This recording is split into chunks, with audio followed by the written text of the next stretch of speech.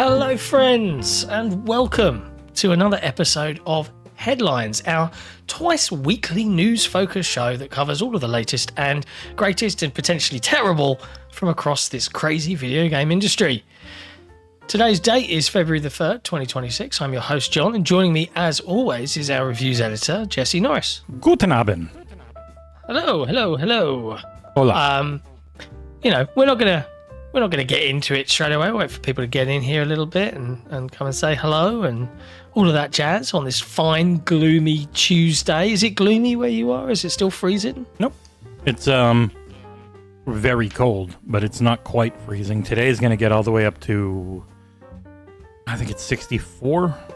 So I don't know what that is. 17. What's that in? Yeah, that's a spring day. I'll be out there in shorts and a t-shirt. Lovely. No? Anybody?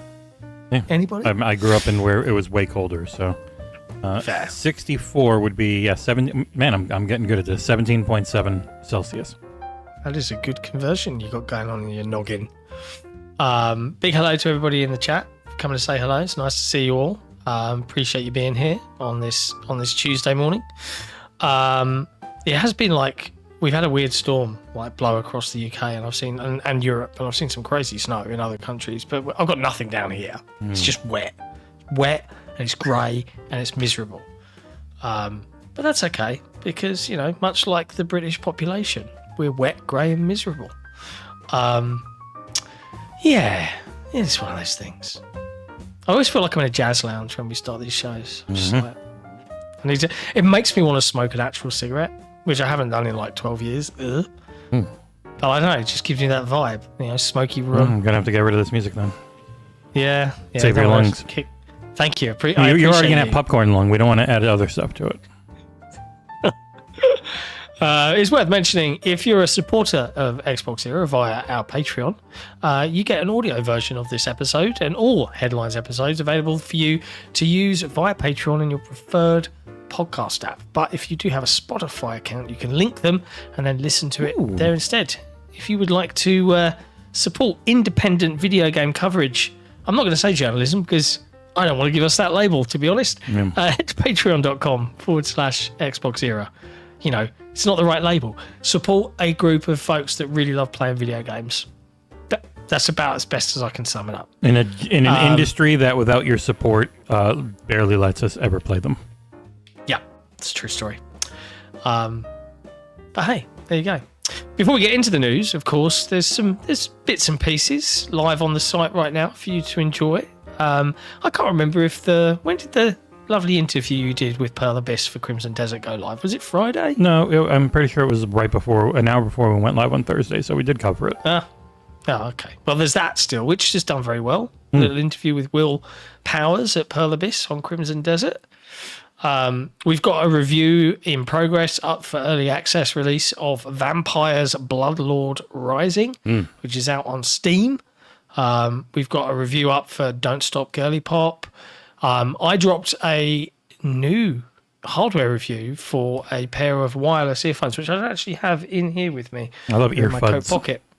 But I did a review for the Status Pro X wireless earbuds from Status Audio, which are down $50 to $250. Which, if you're a big fan of high quality audio, but you want wireless buds with ANC, they are well worth a look. Would recommend. I'm working on something. If you want wireless buds that come with a little dongle that works on all your consoles, the Xbox version of the SteelSeries Game Buds. Nice. Are also $200. They're not cheap, unfortunately, but they are the first earbuds that I know of that work on an Xbox. And I think you can put them into PC mode, and they work on everything else. So. Yeah. Nifty. And very nifty. One little toy. I put a little video up yesterday. The Red Magic Astra gaming tablet. The other side's just a screen, so there's not really much to see. But I put up an unboxing short on this thing. It is mighty impressive. The one they sent me is also $700, so it's not cheap. But it's the Snapdragon 8 Elite, like King of the King get it's 165 hertz screen, and it was running at 165 hertz in Destiny Rising. It looked and played real well. So, yeah. It's cool. I'm loving all these cool little tech gadgetry that we get to enjoy. I am still working on, and I don't know how you want to do this. Do you want? Because I've got the Maxwell 2s to review, but I've got the PC and everything else version, and you've got the Xbox ones. Xbox versions. Like, what do you want to do? Do you want to do the review for them? Do you want me to do the review for them? I mean, they're the same thing. It just what does the dongle connect to? So yeah, you can feel free. Okay. Because I still got friggin'. Because I reviewed the Gen 1s right there, and behind these are the other SteelSeries 7Xs, which I still have to do. I'm always behind on hardware reviews, unfortunately. Like, I still haven't even. I've got such a long list of haven't even done this reviews. thing. My favorite controller that I use for everything. Haven't done it. Oh, God, there's too many cats. There's 2 cats in this house, and they both shed a lot. Might have to shave them. Meow. Get all the hair out of there. Well, there you go. Anyway, let's get into some news. And there's nothing spicy or exciting particularly here, but there's a good bunch of things that have been going down across the video game sphere over the last couple of days. So let's catch you guys back up. Headline topic, first of all, is all about Nintendo and the Nintendo Switch 2.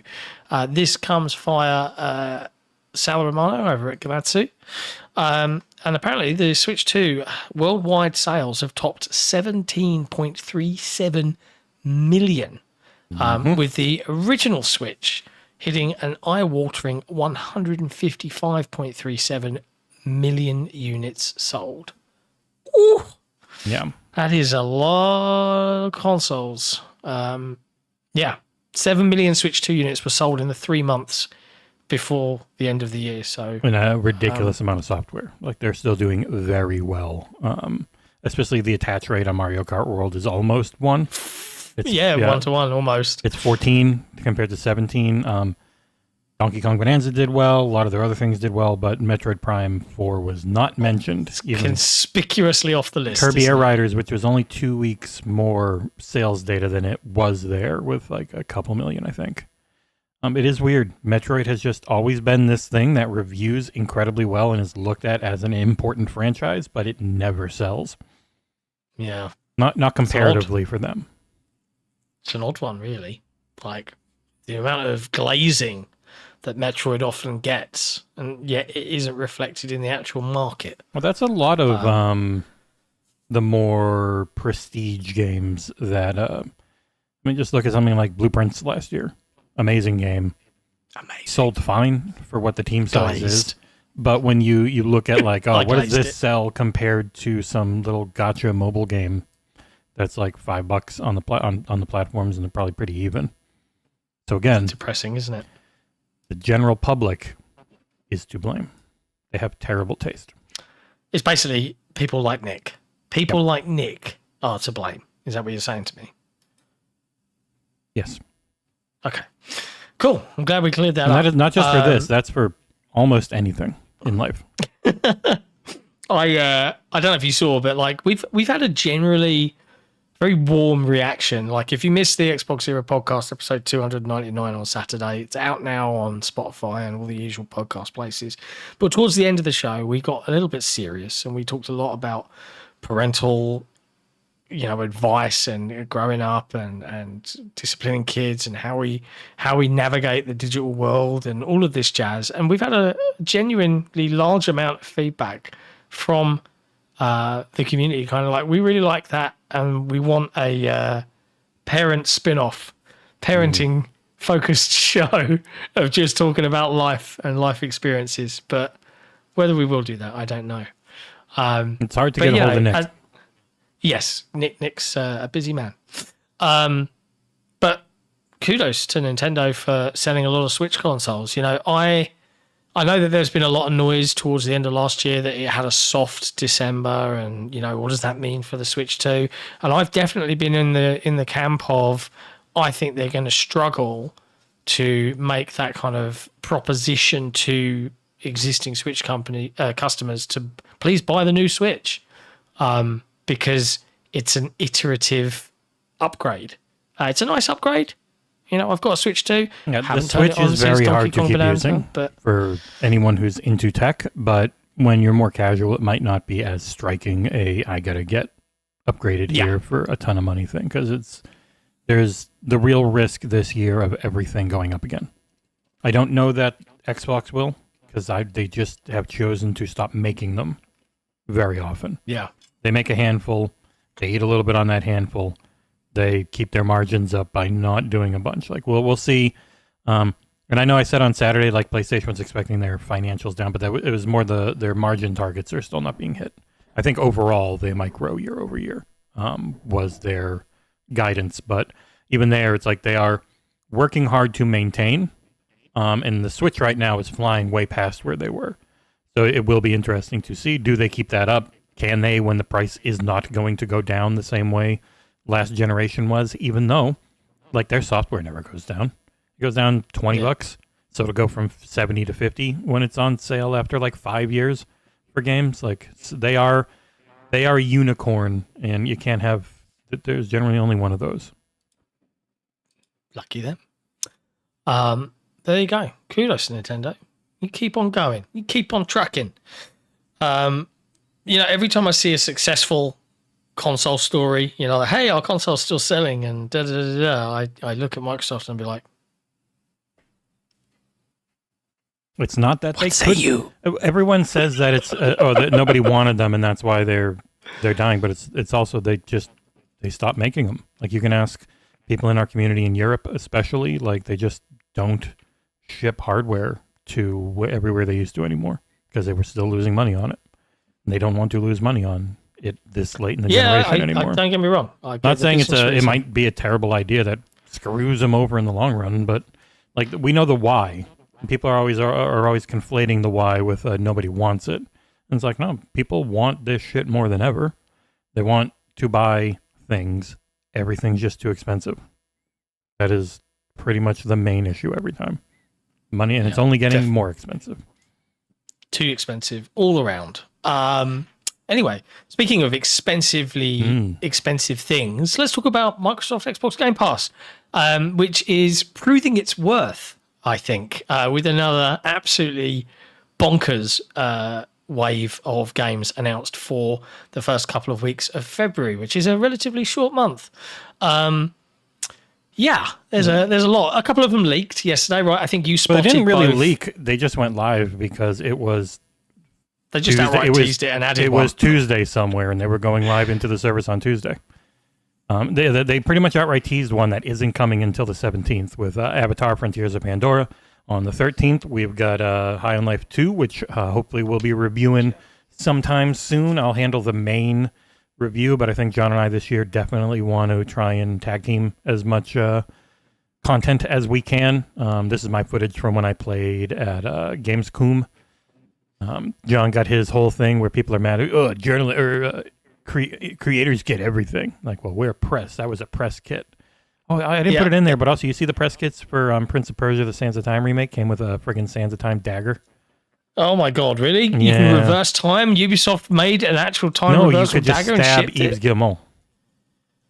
You shouldn't, though. That would be illegal.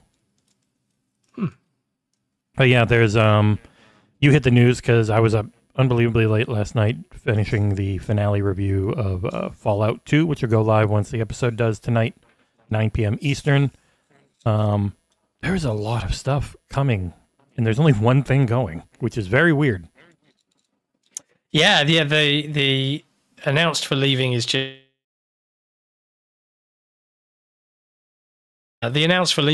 Madden NFL 24, but there'll be more that will be added as the month goes on. For the February 28th, or I guess it'll be the 20th. It's normally the 15th and the 30th, but there's no 30th. Yes, there's no 30th, so we'll find out.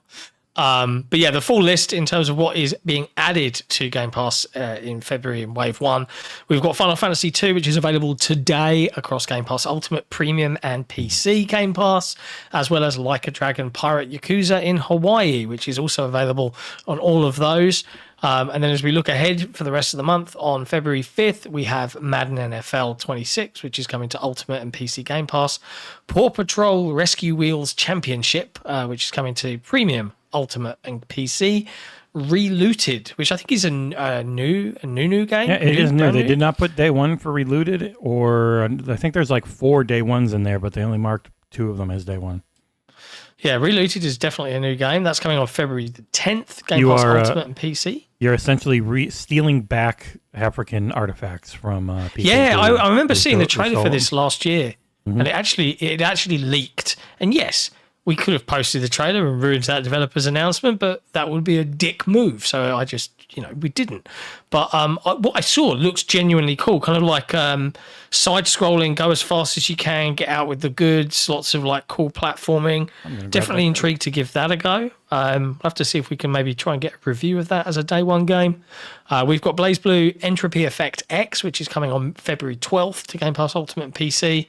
We've got Roadside Research, which looks to be like that friend slop genre. It's the one we saw. Again. It's the one we saw in the partner preview with the aliens who had the piece of paper over their face at the. Yeah. I requested some codes for it, so we can do maybe potentially some coverage. It's just one of those things you can normally jump in pretty quick because it's only game previews. It just has to be impressions, not a full-on review. Same for Star Sand Island. This did look cool. And Star Sand was announced a couple days ago, and none of the marketing mentions Game Pass. It is very interesting how that keeps happening. Because it was out there, we got emails. I asked and was like, wasn't this in Game Pass? And no response. And yes, it is. There it is. And it's not an exclusive. It's just game preview and early access. It will be on everything at full launch later in the year. Yeah. Reloaded looks cool. It does. Reloaded does look cool. Like, we'll have to,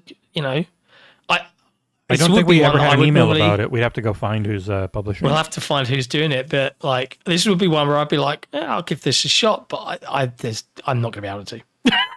I've got too much to do this week before I head off to DICE in Vegas on Monday. So we have never gotten an email about Reloaded, unfortunately. Let's see if we can track it down.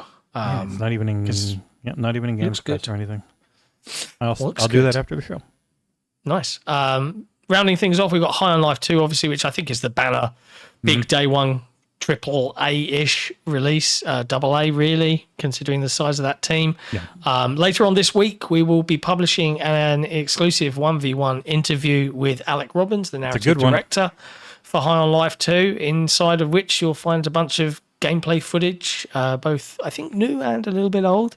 Some of it's B-roll from other events, but lots of interesting conversation around like putting these skits together, working with the comedians and voice actors, some of whom aren't comedians, including like Ralph Ineson, who in everything I've seen has died recently. Like every show I've seen him in, he's died.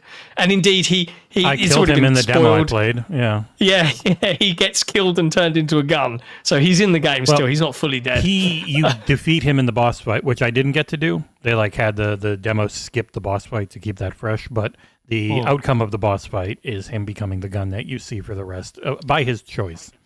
Yeah, it's hilarious. Like, and talking about putting other games in and movies and all of that jazz, it's definitely one of the really fun 1v1 conversations, including me realizing that Alec Robbins, who's the narrative director, is also the voice of the operating system, the little guy that pops up and be like, "Hi, I'm your operator," and he just did it, and I'm like, yeah, it's not like you. Yeah, there might be some digital effects to make it sound a little computery from time to time, but the voice was just him the moment he tried it. The moment he did it.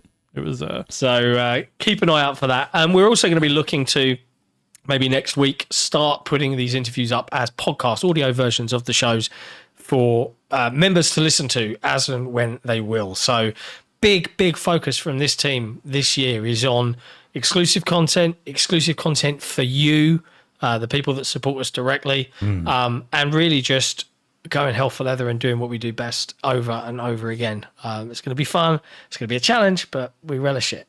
Last few things to join Kingdom Come Deliverance, the first one, coming February 13th on Game Pass Ultimate, Premium, and PC. Avatar Frontiers of Pandora, which Ubisoft teased, is definitely confirmed. It's coming February 17th to Game Pass Ultimate and PC. Really good game. Don't sleep on it if you haven't played it. And lastly, Obsidian's Avowed is joining the premium Game Pass tier on February 17th as well. So that is a chunky list. I mean, if you wanted to play everything in there this month, you would struggle. I genuinely, you would actually struggle. It's definitely, since they've raised the price, they have upped the budget. Yeah, it's mad. I think the reasoning, I think it was Jez gave, it's like when they saw what happened in April with Clair Obscur and a bunch of other stuff leading into Doom, like Elder Scrolls, and it really kept retention. They want to keep retention, and they're like, okay, we've got to try and have those months as often as we can. So they have just been going ham on adding things in. Yeah, and I love it. More of that, please. All right, let's deal into some other news now. I don't really like talking about this subject too much, but it was amusing. In that Jesse broke this story. Yeah, we can make this like a general, holy shit, there was a lot of video game stuff in the Epstein files. Yeah. The latest drop and there's more being found because it was like 2-3 million files dropped. So people are going through, even though you can search by name and stuff. And then everyone's like, oh my God, Satya Nadella was in there. It's like, no, he's not. It was literally just linking to a news article about him becoming CEO was like it. So it's like, even if you just shared a link that said someone's name, you're in the files. Yeah, it's awful. But what was this one, John? This was Jeffrey Epstein was banned from Xbox Live in 2013. And big shout out. It's rare that we were able to do this, but big shout out to The Verge and Kotaku for acknowledging that Jesse was the man that had this out on the interwebs first. Boo to everyone else, but congrats to those two keeping it real, backlinking us appropriately, because we do appreciate that kind of shenanigans. Thank you very much. He was banned. Part of that ban was an agreement with I think the New York or US Attorney General. New York Attorney General. Yeah, New York State Attorney General has an agreement with Microsoft that any registered sex offender is immediately banned for life from their service. Yeah. It's a good. That's a good policy. Yeah. Roblox should do more that. of that. Yeah. I think it's kind of anyone that isn't against finding any and all people that have done any of this heinous shit and booting them into the sun, I find to be of questionable logic. Just finding no out, matter your political affiliation, anybody that has participated in such heinous acts should be removed.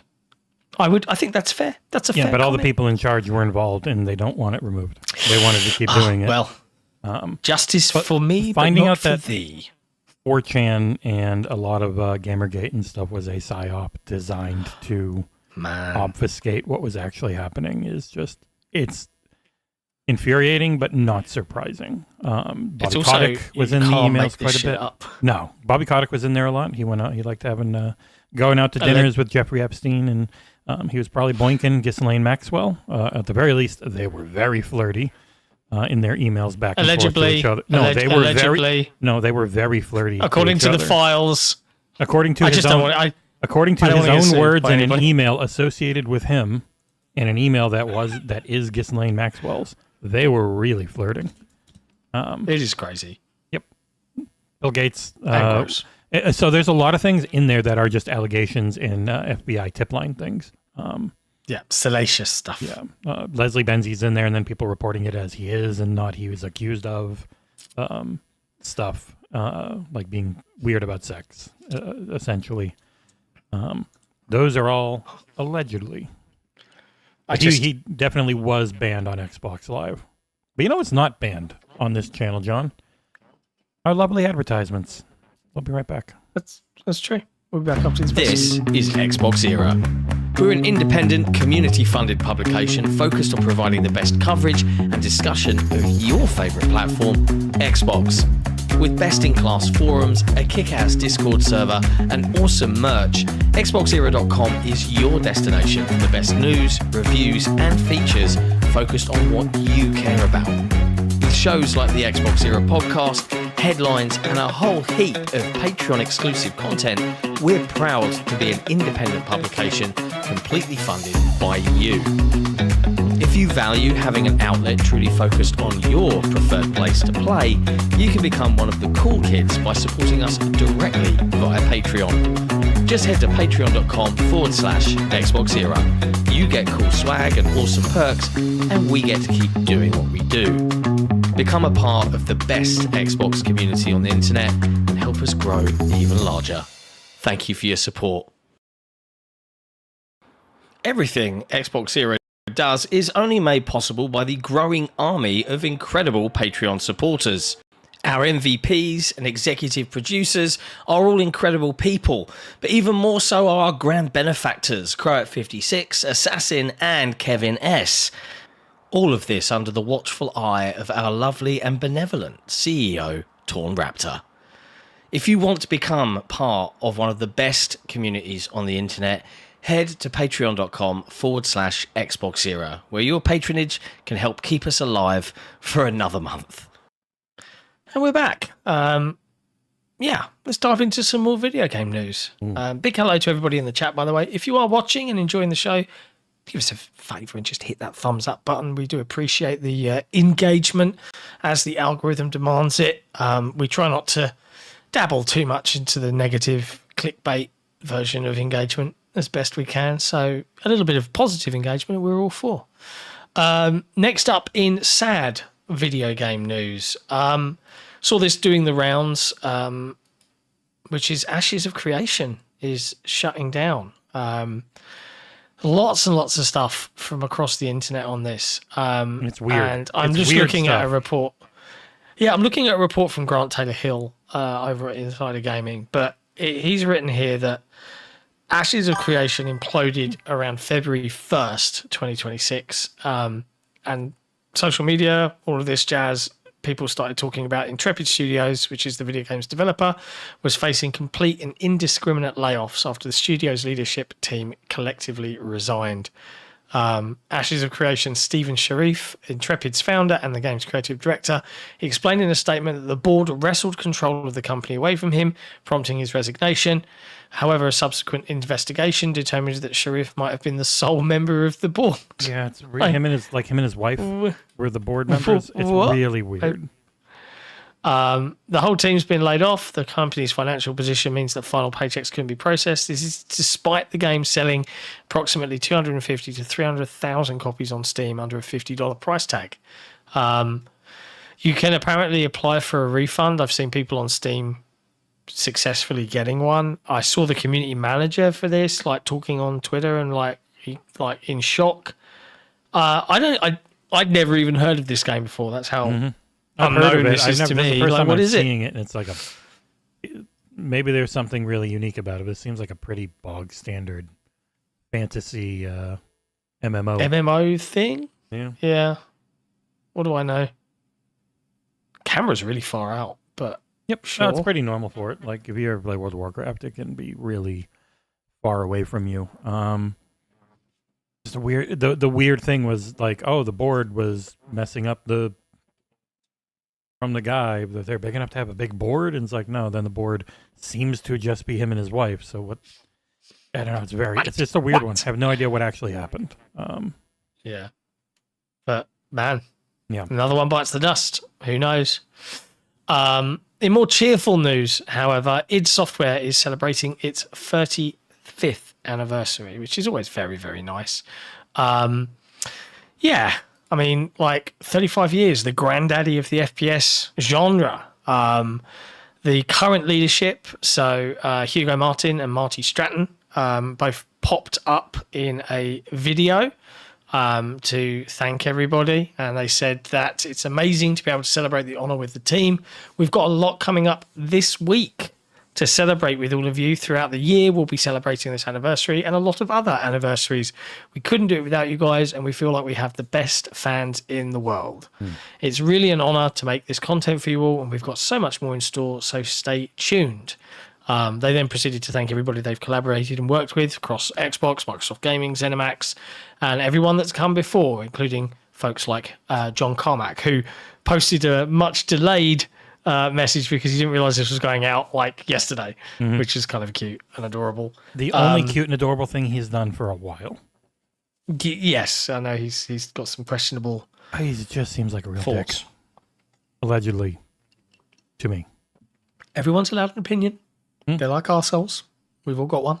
Yeah. Curious, we're going to see some Doom the Dark Ages DLC at some point. I don't know if it's like a this new year? information thing or if it's just like a fun celebration-y thing. No, not sure. But it's always cool. They've got a lot of anniversaries this year in gaming. Yeah. Yeah, this is across the board. Like, gaming is getting to that age now as a market. So there's a lot of birthdays rocking up. I'm just curious to see if we're going to get more Doom in terms of like more campaign stuff. Yeah, like well, what are their plans? They sold expansions. So Curious what they're going to be like, because I really liked that campaign. It was a lot of fun to play through. Force you to actually play through it a little bit. You're like, oh, my Yeah, gallery, and I don't like it.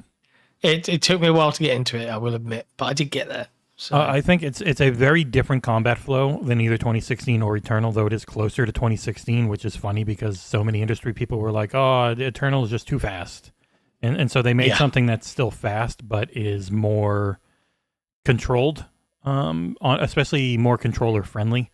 Because like I played Doom Eternal on Nightmare in both controller and mouse and keyboard, and it's hard on a controller, but it was nearly impossible to get through like Ultra Nightmare stuff without a mouse and keyboard to very quickly, constantly be pinging around. Because if you just stood still for a second, you were dead. I liked being a little more tanky in this one because it just meant you have a few seconds to react on the harder difficulties instead of a tenth of one. And we're all getting old. yeah, I definitely feel that. You can adjust it to be whatever you want anyway. So it was just fun. I enjoyed it, and it was pretty, and it ran really well. Yeah, so, it's insanely well optimized. Anyway, good for them. Happy birthday, Ed. Here's to many more. Hey, let's have some AI slop conversation now. The new AI things in gaming. We got a you ready double for patent this? story.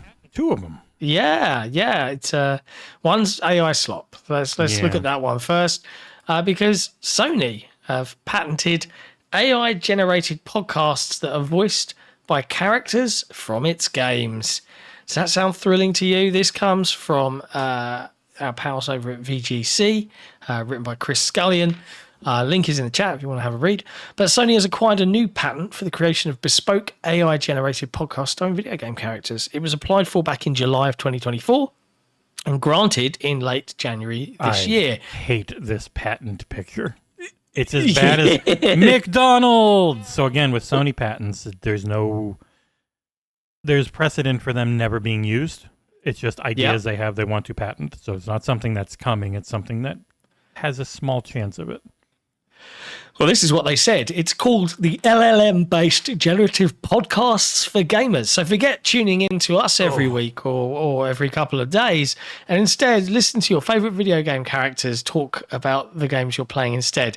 According to the patent, it says video game platforms currently lack the ability to provide unique and targeted content to gamers to update the gamers about things that are happening on their platform. The patent claims. Because we fired all of our communications directors and marketing. Yeah. There are currently no adequate solutions to the foregoing computer-related technological problem. And the solution proposed is to generate a podcast of news related to the data, with the podcast presenting the news in the voice of a video game character of a video game played by the video game player. And the image there, Jack Brown just won trophy 532 in Space Explorers. You should try your hand at that game. Ha! If you think I have the skills. They couldn't even couldn't even put their own characters in there. They just put like generic news desk anchor people. Could have it's Ace Attorney. You got me, Parappa the Rapper. Here I am. Hey, how you doing, Kratos? Ah, yes. Hello, Parappa the Rapper. It is I, Kratos, from the God of War video game. Boy, do I have a game for you. Boy, Check do out this I cool have a game deal. for you, Atreus. God. What do you want, It's just- Dad? It's pretty bad. Like, I hope that never comes to fruition, but there you go. Elsewhere, they've also been granted a patent for a touchscreen PlayStation controller that lets players choose where to put the buttons. This I don't hate so much. And It could again, be a good accessibility thing. yeah, it could be a good accessibility thing. Because like people are like, who would this be for? And it would be for people whose hands and if they use their feet or if they use their shoulders or mouths or anything. Or, like or it for gives younger you- kids, if you just need a jump button and that's all you need, and you just press the whole thing, and the whole thing could be a big jump button. Well, and they've got the other one they made, the spherical one where you could set things, and I'm pretty sure, I think the Microsoft accessibility one works with the giant buttons. So it's like more accessibility options are good, which is not what you always get because like the Chronos, the Zim, is listed as an accessibility controller, which is why it lets you auto aim and rapid fire. And Call of Duty came out yesterday and it's like, no, these are not accessibility focused. They are cheating devices.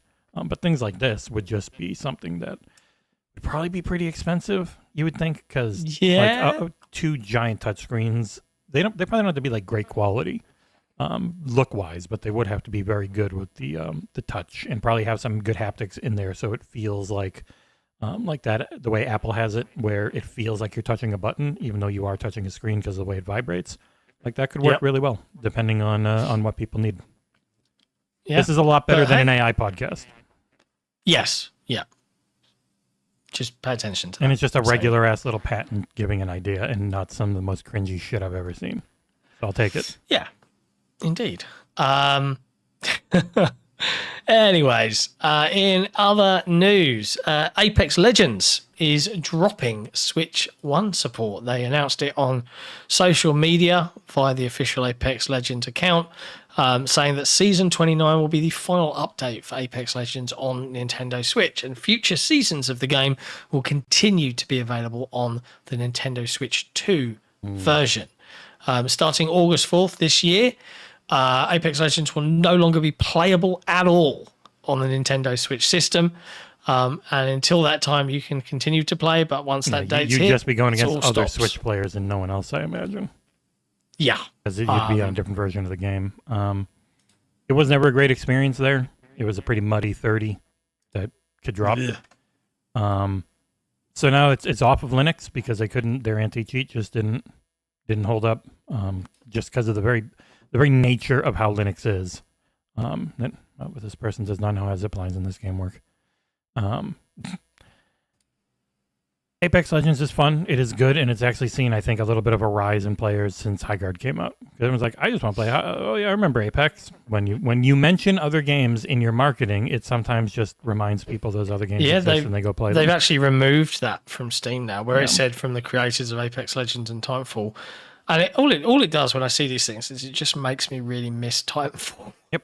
Like, God damn it, that was so cool. Titanfall 2 was an amazing game that had the worst release idea imaginable, where they were going against their own other giant multiplayer shooter and the biggest shooter out there, and it sandwiched it in between them, and it was better than both of them, but it didn't matter. Yep. Because, again, that public we mentioned, it's out there making markets do things. Speaking of Highguard, following this weekend's test of their 5v5 mode, the team have taken to social media to announce that, the 5v5 raid mode is now a permanent addition to Highguard as a general rule. So 3v3 still exists, which is what it default shipped like. But now 5v5 mode is in and it's here to stay. They said on social media that they appreciate everybody hopping in over the weekend to give the mode a try, and they saw a fairly even split between 3v3 and 5v5, which helped inform their decision. I have to say, I've seen sentiment change somewhat as people have gotten used to how their game actually plays, and I've seen some seriously skilled play from people that, like, the core of the game is there. I really wish the best for these guys because I think the hate bandwagon was super strong, unnecessarily so. And unfortunately, because of their featuring in the Game Awards, like In the way like, they hindsight featured, is what it is. Yeah. It's not their fault. If they'd have been somewhere in the Game Awards at the beginning, I think it would have been a bit easier on them. But it wasn't. They should have stuck with their guns and done that shadow drop. Lessons learned, I think. But yeah, there you go. Do you want to play some more Highguard? I This, enjoyed what we played. I just opened YouTube just in case it's in any more stories today, and the thumbnail with Nick's face in it is terrifying. What thumbnail was PSN save method versus Xbox #shorts. Oh, I mean, that. Jesus. Yeah. That is cursed, a Nick. face. It's so low because it has to zoom in on our cameras. It is very. That's a thing for people watching. He's making a big old mouth and going. Ah. He's an angry man. Anyways, last couple of news stories now, because I have a fun thing to attend in 20 minutes or so, which you'll hear more about soon. Minecraft are releasing a Good Trouble DLC pack to explore the global civil rights movements across the world. This is interesting. It's called Lessons in Good Trouble, and it discovers the meaning of good trouble by bringing civil rights moments and movements to life in this powerful educational experience. You'll be able to step into watershed moments, march across the Edmund Pettus Bridge with John Lewis, stand up for girls' education with Malala Yousafzai, and join Nelson Mandela's fight against apartheid. Want to see why the world sucks? I went to search for a trailer for this, and I got Good Trouble, Microsoft and Minecraft indoctrinating kids into civil disobedience. And it's a white guy with a beard. Then fans are furious. Minecraft faces backlash over Good Trouble DLC for kids. And Fans are not furious. No one cares. It's just a bunch of rage baiting. And I got to go down to the actual Minecraft education channel trailer. If you just click the link that you put, there is a watch on. I know. I had YouTube open. It's like, oh, I'm going to literally just write in the Good Trouble DLC Minecraft and see what pops up. And it's a couple of people who appear to be grifting rage baiters who just... Yes, this is definitely not a time for civil disobedience, especially in America. You just eat that fucking... lick that boot, I guess. I don't know. Don't tread on me, man. Don't tread on me until you tread on the people I don't like, and then you're allowed to tread on everyone. And oh my god, they're coming for me. How did it happen? Hang on a second, but this trailer says 1 year ago for Minecraft Education. This is a year old. Huh? Well, they must have... A year old. Well, they re-released it like it was new yesterday. That's so weird. Like, look, if you look, January 29th, 2025. So I guess every Black History Month they must put it back out there, but they did not put it out as we're re-releasing it or something. So, yeah. Wow. But people are getting... Were those videos old? That video is 15 hours and 7 hours ago. Yeah, because their press release and everything was just like, here it is, not here it is again. So. Yeah. It's definitely here it is again. Because the trailer is from last year. Well, and we'll get this next year, and the year after, and the year after, and the year after, if we're still the grifters alive. can continue to grift. Let the grifting commence. But yeah. Last news story now, I think. I don't think there's anything else that's happened in the world. Blizzard. They've gone and made another union. Which is nice, isn't it? Hey? Can't be bad. This comes via the CWA, which is the Communication Workers of America. A strong majority of quality assurance workers at Blizzard's Albany, New York, and Austin, Texas locations have represented by the CWA have overwhelmingly voted to ratify a union contract to Microsoft, ensuring lasting protections in the workplace and marking the third union contract at the company after ZeniMax workers ratified a contract in June and Raven Software workers ratified a contract in August of last year. Yeah, at a time when layoffs are hitting our industry hard, today is another big step in building a better future for video game workers at every level, said CWA Local 1118 member and Blizzard Albany quality analyst Brock Davis. For quality assurance testers, this contract provides us wages to live on, increased job security benefits, and guardrails around artificial intelligence in the workplace. This is a 3-year union contract. It includes guaranteed wage increases, enhanced regulations around the usage of AI and generative AI in the workplace, ensuring that AI supports and doesn't replace or harm workers, protections on fair crediting and name recognition on shipped video games, reasonable disability accommodations without discrimination or retaliation, provides protection to immigrant workers from unfair discipline and loss of seniority, and restrictions on mandatory crunch time or excessive overtime hours. This is really good. Yep. More of this, please. It's been weird, I think, at Microsoft dealing with unions for really the first time, but they've been better about it than Ubisoft and others appear to be. Like, a lot better. Because Ubisoft just closed the studio, like, the moment after they unionized, claimed it had nothing to do with them unionizing. Maybe it didn't. It doesn't look great, but it's a very weird time. I do think things, especially at Microsoft, are starting to correct away from Copilot and AI. Jez and the Windows Central teams over there were talking about how Microsoft's like, Jesus, yes, we're going to do whatever we can to make Windows better. Sorry, we kept pushing all this Copilot shit so hard. We're listening. We're paying attention again. We're kind of realizing bubble deflating might start. So. I know some people are like, oh no, is that going to come after Xbox? It's like, no, I think Xbox would be the opposite side of that. Now, it just takes one executive to go, oh, well, they're spending this. Well, if we stop spending that, then we can cover our losses on AI over here. Hopefully that doesn't happen. But there was also the Steam hardware survey yesterday had less Linux use than the previous one. Because they don't hit everyone in the survey. They just hit like clusters, and so it's actually kind of hard to tell. But these union efforts, while they might not stop you from getting fired, they make both the job you have and any compensation you get if you are laid off more palatable. So it's good. Yeah, I don't know why it's echoing Gentle Stone. Like, it's only when John's in this channel and then it echoes. I don't know why. That's why if I get loud, I come through twice. John. That's weird. I'm wearing headphones, man. What do you want me to do? You're wearing one headphone. The other one's so unbelievably loud. It's shooting into the wedged microphone. between my legs. Your vibrations are tickling my taint. Yep. Am I right in reading that this was a tip we got from Tiberius Monk? Yep. Okay. I why not end the show on that? We covered Jeffrey Epstein being banned from Xbox Live earlier, and Tiberius Monk, who is a Patreon member and general big supporter of the team, tipped us $3 and said, I'm in favour of taking all of these evil fuckers to an island, put the Doomslayer on the island, and then hunt them down. Rip and tear, motherfuckers. Also, love the personal moments on the podcast from you all, Jon, Jesse, and Nick. Morning, J&J. Indeed. Well, I think on that note, yeah, I wouldn't mind seeing the Doomslayer go ham.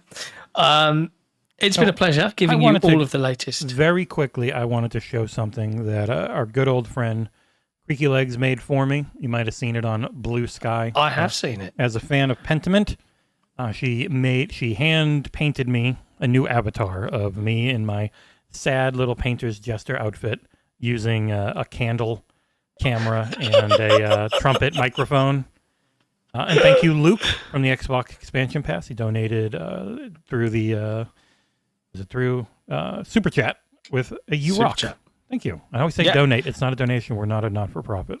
But thank you, Luke, for the tip. And also, just mentioning Luke, if you haven't seen it, he recently did an interview with Jason Schreier, which is available on his channel on the Xbox Expansion Pass, and one with Ian Prowl over at 1047 Games, who I've also had the pleasure of interviewing about launching Splitgate 2 and then unlaunching it and then launching this newer version. Wearing a stupid hat. Yeah. He also talked with a guy from Gunner Optics who sends all of these. They send all these glasses that I always have here, like the Brotherhood of Steel ones there. Nice. Indeed. Well, there you go. We'll end the show there. Big thank you to everybody, and we hope you enjoyed this dose of video game news. We'll be back on Thursday with more, of course, before we head into episode 300 of the Which again, Xbox Era no one wants to believe podcast. us. Does not have a guest. We don't have any but guests like for it everyone right now. is like thinking we're tricking you. Like there is no guest. There's no pre-recorded guest video. Yeah, we tried. There is nothing. but Just and then I ruined it. Yeah. Well, I mean, also As timing. Nick. In general, timing timing's didn't not work great. out. Yeah, but will we have some surprises in store for people? Nothing like people would look at as a big. Yes, you should watch. See you next time. Yeah, she was. Bye. Ciao for now.